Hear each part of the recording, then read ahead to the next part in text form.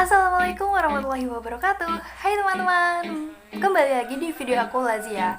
Nah, di video kali ini aku bakal jelasin rules dari pendaftaran UMPTKIN gitu. Jadi kamu biar gak bingung nih, bayar dulu, daftar dulu atau gimana nih ya. Masa bayar dulu baru daftar, nanti kalau gagal pendaftarannya gimana? Pokoknya langsung aja pantengin video ini sampai habis. Jangan lupa sebelum lanjut ke videonya kamu harus klik tombol subscribe dulu. Dan jangan lupa untuk klik like untuk video ini. Dan jangan lupa share ke teman-teman kamu kalau video ini bermanfaat. Oke, langsung aja lanjut ke videonya. Oke, di UMPTKIN 2020 kali ini menggunakan sistem komputer, jadi tesnya lewat komputer kayak gitu. Nah, gimana sih pendaftarannya? Oke, simak baik-baik ya. Pertama, pendaftaran UMPTKIN akan dibuka melalui web resmi umptkin.ac.id pada tanggal 1 Mei 2020. Jadi saat 1 Mei itu kamu bisa mulai membuka web umptkin.ac.id untuk pendaftarannya. Nah, setelah kamu membuka web itu dan di pendaftaran, kamu akan diminta untuk mengisi biodata dan identitasmu secara online. Nah, setelah itu kamu bakal dapat nomor SIP atau slip instruksi pembayaran. Jadi setelah kamu mengisi biodata kayak gitu, nanti kamu akan dapat SIP gitu ya. Nanti kamu harus membayar di mana dan bagaimana tata caranya kayak gitu. Biasanya itu menggunakan Bank BNI. Jadi Kementerian Agama itu menggunakan kerjasama gitu sama BNI kayak gitu. Nanti bayarnya lewat Bank BNI kayak gitu. Dan besarannya adalah Rp200.000. Nah, kamu bisa membayar dan menyiapkan uang itu sebesar Rp200.000 lalu pergi ke ATM BNI kayak gitu dan menunjukkan itu. Pasti nanti tellernya udah paham dengan hal itu kayak gitu. Atau dulu aku pakai ATM BNI karena waktu itu aku nggak sempet ya dapat uangnya tuh baru kayak mepet-mepet kayak gitu. Jadi aku pakai ATM BNI kayak gitu.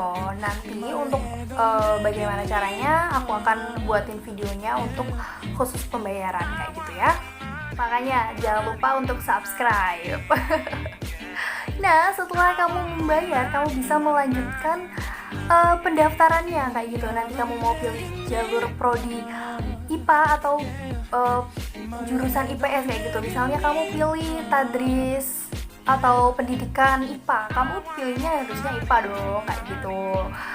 Dan kalau misalnya masuknya ke IPS, ya udah kamu berarti pilihnya IPS deh. Dan di 2020 kali ini tuh nggak ada IPC ya. Jadi kamu memilih IPA, ya udah IPA aja. Nanti jurusannya yang di situ ya yang berkaitan dengan IPA dan yang IPS yang berkaitan dengan IPS kayak gitu.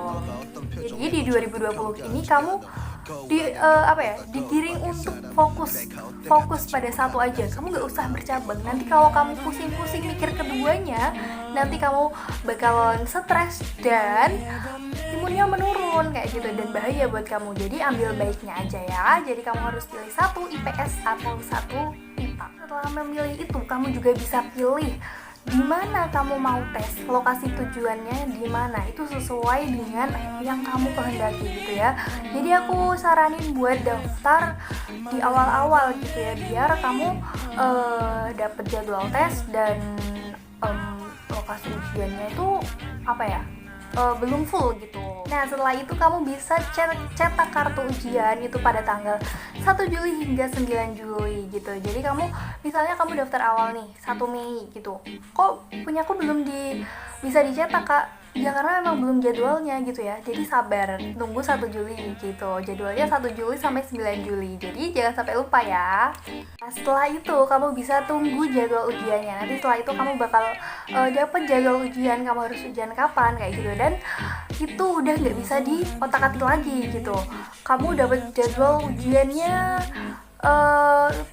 bertabrakan sama apa gitu ya misalnya. Nah, berarti kamu yang tugasnya harus meluangkan waktu di waktu tersebut gitu. Jadi nggak ada alasan buat kamu nggak ikut tes saat itu kayak gitu. Nah, udah deh, Nah, setelah kamu mendaftar, kamu harus fokus ujian, fokus belajar gitu ya, dan persiapkan diri kamu. Nggak usah terlalu ngoyo, tapi yang penting ya kamu usaha sekuat tenaga, sekuat itu, dan dibarengi sama berdoa. Tapi jangan sampai itu jadi mengganggu kesehatan kamu. Jadi yang perlu dipersiapkan saat ujian itu bukan hanya materi aja, bukan hanya apapun, tapi kesiapan diri kamu, fisik kamu juga. Jadi jangan sampai sakit pada saat hari H tes, karena kamu nggak bisa nyusul. Kamu walaupun jadwalnya itu berhari-hari gitu ya, dari 15 Juli sampai 22 Juli, tapi kamu hanya boleh mengikuti satu kali aja. Dan perhatikan baik-baik, jangan lupa setelah jadwal itu muncul, kamu langsung pasang alarm, pasang reminder, apapun itu, yang penting kamu nggak lupa, oke? Dan siapkan tempat buat nebeng kamu itu dari jauh-jauh hari juga gitu, biar kamu nggak kelabakan gitu. Dan pokoknya nggak boleh ganti gitu ya jadwalnya, di hari itu ya di jam itu juga kayak gitu. Pokoknya jangan sampai lupa, oke?